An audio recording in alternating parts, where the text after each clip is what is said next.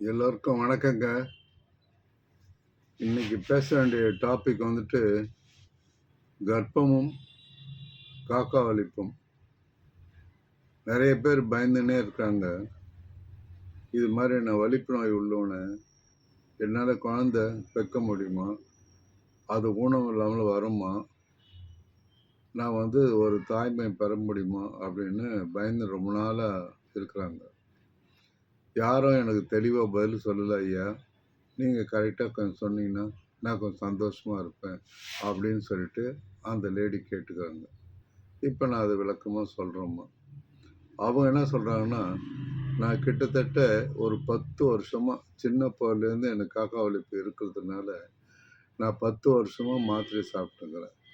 இந்த மாத்திரை பேர் வந்துட்டு வல்பாரின், டெக்ரெட்டால், மெஜிட்டால் அண்ட் லிவிப்ரில். இந்த மாத்திரைங்க வரும்போதெல்லாம் டாக்டர் இன்க்ரீஸ் பண்ணிக்கினே இருக்கிறாங்க. நான் சாப்பிட்டுன்னே இருக்கிறேன். ஆனா, இப்போ ஒரு 3 வருஷமா எனக்கு வலிப்பு வர்றது கம்மியாயிடுச்சு. நான் மாத்திரை ரெகுலரா சாப்பிட்றதுனால. நல்லா அண்டர்ஸ்டாண்ட் பண்ணீங்க. மாத்திரை கரெக்ட்டா சாப்பிட்றதுனால உங்களுக்கு வலிப்பு வரல. அப்போ வலிப்பு வராதனால, நீங்க நார்மல் வுமன் மாரி ஆயிட்டீங்க.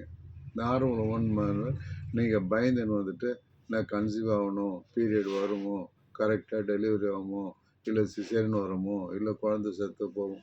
அந்த மாரி வந்துட்டு யோசிக்க வேண்டிய அவசியம் இல்ல. நீங்க எப்ப நீங்க 3 வருஷத்துக்குள்ள வரலன்னு சொன்னீங்களோ, அப்ப ஃபிட்ஸ் வரது கம்மியாகுதுனால, அப்ப நீங்க நார்மல் வுமன் ஆயிட்டீங்க. நீங்க வந்துட்டு இப்ப இந்த நேரத்துல வந்து உங்களுக்கு திருமண ஆசை வந்துருச்சுன்னு தெரியுது. அதாவது திருமண ஆசை வந்துருச்சுன்னா, இப்ப நீங்க வந்துட்டு மாத்திரை நிறுத்திட்டீங்க, வலிப்பு வரல. லேடீஸ்னா கல்யாணம் கட்டி தானே ஆகணும். அதனால திருமண ஆசை வந்ததுனால இத பத்தி பேசுறீங்க. பரவாயில்லம்மா நான் சொல்றேன். நீங்க பிளட் வந்துட்டு அம் திருமண ஆசை வந்துட்டுன்னா, நேரா போயிட்டு ஒரு மாஸ்டர் செக்கப் பண்ணிக்கங்க. உங்களுக்கு ஃபிட்ஸ் ஒரு வியாதி தான். அது இல்லாம உங்களுக்கு என்ன வியாதின்னு யாருக்கு தெரிய போகுது சொல்லு. உங்களுக்கு சர்க்கரை வியாதி இருக்கலாம், பிபி இருக்கலாம், டாக்ஸிமோப்ளாஸ்மோஸ் இருக்கலாம், லிவர் ஃபெயில் இருக்கலாம், அசைட்டிஸ் இருக்கலாம், அனிமிக் இருக்கலாம், எவ்வளோ ப்ராப்ளம் இருக்கு. அந்த ப்ராப்ளம்லாம் வந்துட்டு ஒரு மாஸ்டர் ஹெல்த் செக்கப் பண்ணிக்கின்னு, அது என்னென்னலாம் ப்ராப்ளமோ அந்தந்த டாக்டர்கிட்ட போய் உடனே வந்துட்டு, இதெல்லாம் கல்யாண ஆசை வந்த உடனே பண்ணணுன்றது. இதெல்லாம் பார்த்துட்டு அதெல்லாம் ரெக்டிஃபை பண்ணுங்க. வேணும்னா ஒரு இஏஜி எடுத்து பார்த்து கரெக்ட்டா வேலை செய்யுதான்னு பார்த்து பிரெயின் செல்ஸ் எல்லாம். சிடி ஸ்கேன் கூட ஒண்ணு எடுத்துக்கலாம். சிடி ஸ்கேன் எடுத்துட்டு வந்துட்டு, நீங்க பார்த்துட்டா, அதில எதனா கட்டி கிட்டி இருக்கா? அப்படின்னு சொல்லிட்டு பார்த்துட்டு, ஒரு பிளட் செக்கப் பண்ணி பார்த்துக்கலாம். ஆல்ஃபா, பீட்டா புரோட்டீன் அப்படின்னு ஒரு பிளட் செக்கப் பண்ணி பார்த்துக்கலாம். இதெல்லாம் பார்த்துட்ட பிறகு டாக்டராண்ட போயிட்டு, நான் வந்துட்டு கல்யாணம் பண்ணிக்கலாமா? அப்படின்னு ஒரு என்ஓசி சர்டிஃபிகேட் வாங்கி வச்சுக்கங்க. அது உங்களுக்கு ரொம்ப தைரியத்த குடுக்கும். பயந்து பயந்து சாவறத விட சொல்லுவாங்க, "டெய்லி வீரன் ஒரே நாள்ல சாவுறான். கோழைய நெனச்சுன்னு சாவுற மாரி நீங்க இந்த பிரெக்னன்ட் எபிலெப்டிக் பேஷண்ட் பிரெக்னன்ட்டா ஒரு ஒரு நிமிஷமும் செத்து செத்து பொழச்சு பிரச்சனை வீட்ல எல்லாரும் கொண்டு வாங்க. அதனால டாக்டருடைய சர்டிஃபிகேட் ஒண்ணு வாங்கிக்கங்க. வாங்கிட்ட பிறகு, நேரா நீங்க கல்யாணம் பண்ணிக்க போறேன்னு ஆசை வந்துச்சுனால, நீங்க என்ன பண்ணணும், நேரா போயிட்டு ஒரு கைனகாலஜிஸ்ட்ட பார்த்துக்கணும். பார்த்துட்டு அவங்க கரெக்ட்டா இருக்கா, இல்லையா அப்படின்னு சொல்லிட்டு பார்த்து செக் பண்றதுக்கு அவங்க என்ன பண்ணுவாங்க, ஒரு சோனாலஜிஸ்ட் அனுப்புவாங்க. சோனாலஜிஸ்ட் பார்த்து ரிப்போர்ட் குடுத்த உடனேயுமே, நீங்க நியூராலஜிஸ்ட்டாண்ட போணும். நியூராலஜிஸ்ட் போயிட்டு முடிச்ச பிறகு ஒரு பீடியாட்ரிஷியன் போணும். இது 4 பேரும் நீங்க கரெக்ட்டா ஒரு என்ஓசி மாரி நீங்க கரெக்ட்டா ரெடி பண்ணிட்டீங்கன்னா, மனதளவுல நீங்க ரெடி ஃபார் மேரேஜ். பயப்பட தேவையில்ல. நேரா எல்லாரும் மாரி வீரமா மாப்பிள்ளை வீட்ல என்ன பிடிச்சுக்கிறானோ, அந்த வீட்டுக்கு போலாம். தைரியமா கால் மேல கால் போட்டோனே, "மாப்பிள இங்க வா மாப்பிள" அப்படின்னு அவராண்ட தனியா பேசுறத விட்டுட்டு, அவங்க ரிலேஷன் எத்தனை பேர் இருக்கிறாங்களோ, அந்த ரிலேஷன் எல்லார்கிட்டயும் சொல்லணும். "அம்மா நான் சின்ன வயசுலேருந்து நம்மளுக்கு எபிலெப்சி இருக்கு. நான் இந்த மாத்திரைலாம் சாப்பிட்றேன். எல்லா டெஸ்ட்டும் பண்ணேன். இனிமேல்ட்டு எனக்கு வராது. டாக்டரும் சர்டிஃபிகேட் குடுத்துக்கிறாரும்மா.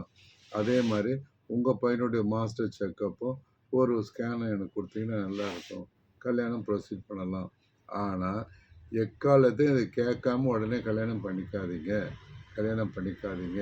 ஏன்னா, அங்க இருக்கிற பொம்பளைங்க என்ன பண்ணுவாங்கன்னா, என் பொண்ண இவனுக்கு கட்டிக்கலாமே, ஒரு வலிப்பு மாரி வந்துச்சு, ஒரு ஆஸ்பத்திரிக்கு போற மாரி இருந்துச்சுன்னா, எப்பனா 1 2ல வரலாம். ஏன்னா இந்த மாரி தான் பொம்பளைங்க குடுக்குற டென்ஷன்ல வரும்.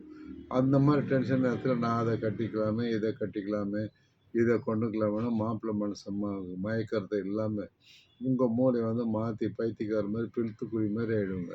உங்கள் வீட்டுக்கு வந்து உங்கள் அம்மா சொல்லுவாங்க, நான் அப்பயே சொன்னேன்ல நீ கல்யாணம் பண்ணிக்க, நீ ஏன் பண்ணிக்கணும் அப்படின்னு அம்மா சொல்லுவாங்க. அங்கே போனோன்னே ஏன் அந்த பைத்தியக்கார கட்டின்னு அவங்க சொல்லுவாங்க. 2 இடத்துல மாட்டிக்கின்னு அப்பாவை மனசு கவலைப்படப்பட எல்லா துன்பத்தையும் பொறுத்துக்கின்னு அடிக்கடி உங்களுக்கு ஃபிட்ஸ் வந்துடும். ஸோ ஃபிட்ஸ் வந்துட்டு தெளிவான மனநிலை உருவாக்கிறது தான் ஃபிட்ஸு. நீங்கள் மாத்திரை டெய்லி கண்டினியூஸாக போடுறோம், அது போடுறோம், இது போட்டால் கூட, அதாவது கர்ப்பத்தடை மாத்திரை போட்டால் கூட, குடும்ப கட்டுப்பாடு பண்ணால் கூட சில நேரத்தில் குழந்தை பிறந்துடுது. அதே மாதிரி கர்ப்பப்பையில் கட்டி இருக்குது, அதனால் பிறக்காதுன்னு அதுவும் குழந்தை பிறந்துடும். சில மெடிக்கல் மிராக்கல்லாம் இது கேன்சரில் கூட குழந்தை பிறந்துடும். அது டவுட் இல்லை. அதுபோல் நீங்கள் கரெக்டாக மன நிம்மதியாக இருந்துச்சுன்னா ஃபிட்ஸ் வராது. என்ன சார் நீங்கள் மாத்திரையெல்லாம் ஸ்டாப் பண்ணிட்டேன், மாத்திரை நிறுத்திட்டீங்க அப்படின்னா, இந்த வீட்டில் குடைச்சல் கொடுக்குறாங்களே, அப்போ குடைச்சல் கொடுக்கும்போது மூளை ரிப்பேர் ஆகிடும். மூளை ரிப்பேர் ஆகிடும், கரண்ட்டு உண்டாகிடும். கரண்ட் உண்டானா நரம்பெலாம் போய் அட்டாக் பண்ண ஆரம்பிக்கும். அதனால் ஸ்டார்டிங்லேயே நீங்கள் மாப்பிள்ளையாண்ட வந்துட்டு சொல்லிவிடுங்க, இது மாதிரி நான் ஃபிட்ஸு கேஸு மாத்திரை சாப்பிட்றேன், நடுவில் எதனா வந்தால் நீங்கள் அட்ஜஸ்ட் பண்ண வேண்டியிருக்கும், அப்படின்னு தான் கல்யாணம் பண்ணுங்க, நான் வந்து வேலை செய்கிறேன் அப்படின்னு சொன்னால் வேலை செய்கிறேன்னா ஒத்துக்கும். எல்லாம் வேலை செய்கிறோம் அப்படின்னு ஒத்துக்கும். நான் அதோட முதல்ல என்ன சொல்கிறேன்னா, உங்களை ஃபிட்ஸு உண்டாக்குறது கடவுள் தான். ஓகேவா? அந்த ஃபிட்ஸை உண்டாக்குறத நிவர்த்தி பண்ணுறதும் கடவுள் தான். இந்த ஃபிட்ஸுக்கு ஏற்ற மாதிரி ஒரு நல்ல ஹஸ்பண்டும் உங்களுக்காக தயார் பண்ணி வச்சுருப்பாரு. நீ அவராண்ட வந்து ஓப்பனாக பேசுறது அவங்க ரொம்ப விரும்புவாங்க. ஏன்னா உங்களுக்காக அவர் வந்துட்டு எதுவாக இருந்தாலும் பரவாயில்ல, நான் காப்பாத்துறேன், நான் கடவுள் உங்கள வச்சு உங்களுக்கு எது வந்தாலும் காப்பாத்துறேன் அப்படி சொல்கிறேன் அப்படின்னா, உனக்காக அவரை படைச்சிருப்பாரு. நீங்கள் உலகத்தில் பிறந்தீங்களோ, அது கூடவே உங்களுக்குன்னு ஒரு மாப்பிள்ளை பிறந்திருப்பாரு. அப்போ மாப்பிள்ளையாண்ட ஸ்டார்ட்டிங்கில் உண்மையை சொல்கிறது சரியில்லை. இப்போ இதெல்லாம் நீங்கள் பார்த்துன்னு கரெக்டாக பார்த்துட்ட பிறகு, நீங்கள் வந்துட்டு இப்போ ப்ரெக்னென்ட் ஆகிட்டீங்க. இப்போ தப்பி தவறி ப்ரெக்னென்ட் ஆகிட்டீங்க. ப்ரெக்னென்ட் ஆகிட்டா என்ன பண்ணணும்? திருப்பி நான் சொன்ன மாதிரி பழையபடி நீங்கள் கைனகாலஜிஸ்ட்டை பார்க்கணும், அது மாதிரி பீடியாட்ரிஷனை பார்க்கணும், நியூராலஜிஸ்ட்டை பார்க்கணும், சோனாலஜிஸ்ட்டை பார்க்கணும். ஸோ இப்போ நீங்கள் ஒரு லேடி டாக்டர் ஃபஸ்ட்டு 3 மாதம்னு வச்சுக்கிங்களேன். ஃபஸ்ட்டு 3 மாதம் லேடி டாக்டர் போனோன்னே அவங்க பயப்படுவாங்க. ஏன்னா குழந்தைக்கு வந்து இறந்துடுச்சுன்னா இறக்க ஒரு 20% சான்ஸ் இருக்கும். இந்த மாதிரி ஆன்டி எபிலேட்டிக் மருந்து சாப்பிட்றவங்களாம் கன்ஜென்டல் அனாமலிஸ் வரும். சில நேரத்தில் கன்ஜெனிட்டல் டெலிவரியும் வந்துடும். அதனால் பயந்து என்ன பண்ணுவாங்க, நேராக வந்துட்டு எல்லா பிளட் டெஸ்ட்டும் எடுத்து பண்ணும்போது ஆல்ஃபா பீட்டா புரோட்டீன் எடுத்து பார்த்துட்டு அவங்க கம்ப்ளீட்டாக கரெக்டாக இருக்குது. ஆனால் இருந்து தான் ஆகணும், இருப்பீங்க. அவங்க போனவொடனே நேராக நியூராலஜிஸ்ட் அனுப்புவோம். நியூராலஜிஸ்ட் என்ன பண்ணுவார், சோனாலஜிஸ்ட் அனுப்பி பிரெயினை ஸ்கேன் பண்ணி பாருன்னு சொல்லிட்டு அவர் ஒரு இஜி எடுப்பார். அவர் வந்து எம்ஆர்ஐ எடுப்பார். அவர் பிளட் டெஸ்ட் பார்த்துட்டு இந்த மாதம் ஒன்றும் இல்லைம்மா, 3 மாதத்தில் ஒன்றும் இல்லை, அதனால் எதனா நீங்கள் கண்டினியூ பண்ணலான்னு சொல்லிடுவார். இப்போ அடுத்தது வந்து செகண்ட் ட்ரைம்ஸே வந்துட்டீங்க. நீங்கள் செகண்ட் ட்ரைம்ஸில் வந்தோடனே என்ன பண்ணணும்? ஏன்னா செகண்ட் ட்ரைம்ஸில் வந்துட்டு இந்த மாதிரி மாத்திரை சாப்பிட்றவங்களுக்கும் இல்லை நார்மலாக இருக்கிறவங்களுக்கும் வந்துட்டு ஒரு 20% ஊனமுற்ற குழந்தைகள் கண்டிப்பாக பிறக்கும். அப்போது ஊனமுற்ற குழந்தைகள் இருக்குதா இல்லையா? ஊனமுற்ற குழந்தைங்கன்னா வயிறு ஒன்றா இருக்கிறது, மாறு ஒன்றா இருக்கிறது, மூளை பெருசாகுது, மூளை சின்னதாகுது, இந்த மாதிரி ஸ்பைனோ பைபிடா இது மாதிரி ஏதோ ஒரு கன்ஜென்டல் அனாமலிஸ் இருக்கலாம். அதை முதலே நீங்கள் 3 மாதத்துல ஸ்டார்ட் பண்ணிட்டீங்கன்னா, ஒரே ஒரு மாத்திரை மீசோப்ரோஸ்டால் காலையில் 8 மணிக்கு போட்டிங்கன்னா சாயங்காலத்துக்குள்ளே அது ஓடி வந்துடும். அப்போ நீங்கள் அதை அவாய்ட் பண்ணலாம். அவ்வளோ அட்வான்ஸ் ஆச்சு. நீங்கள் அது கன்ஜென்டல் அனாமலை ஸ்கேனுன்னு தனியாக எடுக்கிறாங்க. ஆர்டினரி ஸ்கேன் கிடையாது இது. கன்ஜென்டல் அனாமலிஸ் வந்து நியூராலஜிஸ்ட் கொடுப்பாரு. கொடுத்து அதில் அக்கு வர ஆணி வர பிச்சு அந்த மிஷின் சொல்லிவிடும். அப்படி ஒன்றும் இல்லை, அவங்களுக்கு கன்ஜென்டல் அனாமலிஸ் இல்லை அப்படின்னா நீங்கள் அந்த செகண்ட் டைம்ஸை ஃபுல்லாக இது பண்ணலாம். ஏன்னா செகண்ட் டைம்ஸில் தான் கன்ஜென்டல் அனாமலிஸ் வரும். செகண்ட் டைம்ஸில் நம்ம அதை அபார்ஷன் பண்ணிடலாம். அபார்ஷன்லாம் கண்டினியூ பண்ணால் அது நார்மல் டெலிவரி ஆகிடும். ஓகேங்களா? இது செகண்ட் டைம்ஸில் நீங்கள் பண்ண வேண்டியது. இப்போ தேர்ட் டைம்ஸில் வந்துருங்க. 3வது பிரசவத்தில் என்ன பண்ணுறீங்கன்னா, குழந்தை வந்து திருப்பி வந்துட்டு அது கொஞ்சம் அது புத்தியை காமிக்கும். அதாவது ஹார்ட்டு கொஞ்சம் கம்மியாக இருக்கும், இல்லை ஃபீட்டல் துடிப்பு இருக்கும், இல்லை ஹைட்ராமினஸ் இருக்கும். இதெல்லாம் இருக்கிறதுனால லாஸ்ட்டில் நீங்கள் வந்துட்டு ஒரு நியூராலஜிஸ்ட்டும் ஆப்ஸ்டேஷனும் ஒரு பீடியாட்ரிஷியன் கன்சல்டேஷனில் ஒரு பெரிய ஹாஸ்பிட்டலில் 1 மாதத்துக்கு முன்னாடி சேர்ந்துடணும். 1 மாதத்துக்கு முன்னாடி சேர்ந்து டெய்லி அவங்க பார்ப்பாங்க. ஃபீட்டஸ் எடுத்து பார்ப்பாங்க, ஸ்கேன் எடுத்து பார்ப்பாங்க. பீடியாட்ரிஷியன் வருவார், நியூராலஜிஸ்ட்டு மருந்து ஏற்றலாமா இறக்கலாம்னு சொல்லுவார். பட் நான் என்ன சொல்றேன்னா, 3rd ட்ரைம்ஸ்டருக்குள்ள ஒன்ஸ் நீ கன்சீவ் ஆயிட்டீங்கன்னா, ஃபிட்ஸுன்றதே வராது. அந்த லாஸ்ட்டு 3 மாதம் கரெக்டாக கன்சீவ் ஆகி நேரா உள்ளே போனோனையும், நீங்க இந்த மாத்திரை சாப்பிட்ற வலி இப்போ டைட் ஆயிடும் சதையெல்லாம். இப்போ அந்த மாத்திரை கன்டினியூஸா நீங்க சாப்பிட்டா என்ன பெனிஃபிட்னா, இந்த சதையெல்லாம் லூஸா இருக்கும். அந்த சின்ன சின்ன எலும்புங்க இருக்கும். பெல்விஸ்ன்றது ஒரு பெரிய ஒரு 10 எலும்பு வச்சுல ஆயிருக்கும். இப்போ நீங்க மாத்திரை ஒழுங்கா சாப்பிட்டதுனால எல்லாம் ரிலாக்ஸ்டா இருக்கும். அப்போ நீங்க பெயின் எடுத்துச்சுன்னு வச்சுக்கங்களேன், எடுத்தோனே குழந்தை நார்மலா பொறந்துரும். முக்கால்வாசி சிசேரியன்லாம் அதுக்கு தேவைப்படாது.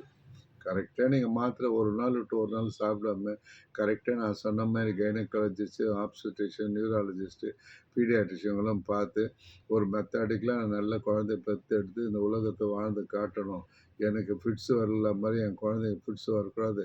அழகான குழந்தை பெத்து எடுக்கணும் அப்படின்னு ஃபீல் பண்ணா, நீங்க முதல் மாத்திரை மட்டும் விடாம இருந்தா, ஃபர்ஸ்ட்டு ட்ரைம்ஸ்டரும் நல்லாயிருக்கும். 2ண்ட் ட்ரைம்ஸ்டரும் கன்ஜென்ட்லாம் வராது.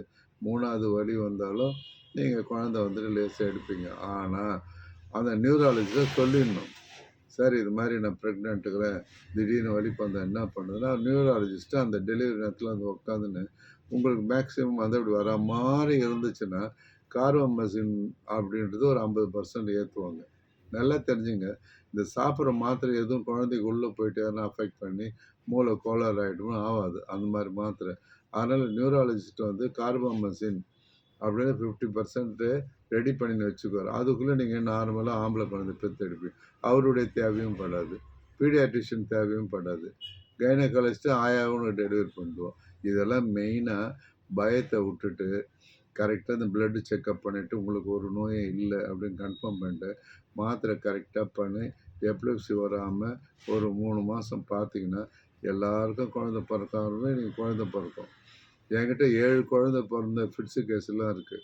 அதெல்லாம் நீங்க பார்த்தீங்கன்னா பயந்துருவீங்க. அப்படிலாம் ஒண்ணும் இல்ல. நான் கேரி யுவர் மெசேஜ் என்னன்னா, whenever have fits, don't forget to take tablet without fail. அது ஃபெயில் ஆச்சுன்னா, வாழ்க்கை ஃபுல்லா ஃபெயில் ஆயிடும். டெலிவரி பண்ணிட்ட பிறகு என்ன பண்ணலாம்? அப்படின்னா, சில பேர் வந்து பியூபரல் சைக்கோசிஸ் வரும். ஐயோ! அந்த குழந்தை பொறந்துச்சு, குழந்தை இப்படி ஆச்சு அப்படின்னு டெலிவரி பண்ணும்போது யோசிக்கிறதுனால மனநிலை பாதிக்கப்படும். 1. 2வது கேள்வி வந்து மாத்திரை கன்டின்யூ பண்ணணுமா? அப்படின்னா, மேக்ஸிமம் மாத்திரை கன்டின்யூ பண்ணணும். ஆனா, மாத்திரைய வந்துட்டு கன்டின்யூ பண்ணக்கூடாது, வேணான்னு சொல்லலாம்னா, டாக்டர் வந்து உங்க பிளட்ல வந்துட்டு எவ்வளோ கார்போமசின் இருக்கு, எவ்வளோ டெக்ரட்டால் இருக்கு, எவ்வளோ வல்பாரின் இருக்கு, அதெல்லாம் டெஸ்ட் பண்ணி பார்த்துட்டு, ஓரளவு கொஞ்சம் கொஞ்சமா அந்த மாத்திரைய குறைச்சிட்டு, மாத்திரை இல்லாத எபிலெப்சி கேஸ் மாரி உங்களால ஆக்க முடியும். ஒண்ணும் பயப்பட வேணாம். தைரியமா வந்து ஃபிட்ஸ் இருந்தா கூட குழந்தை பொறக்கும். ஆனா கரெக்ட்டா மாத்திரை சாப்பிட்டு, சந்தோஷமா ஒரு ஆம்பள குழந்தை பெத்தெடுக்க. நன்றி, வணக்கம்.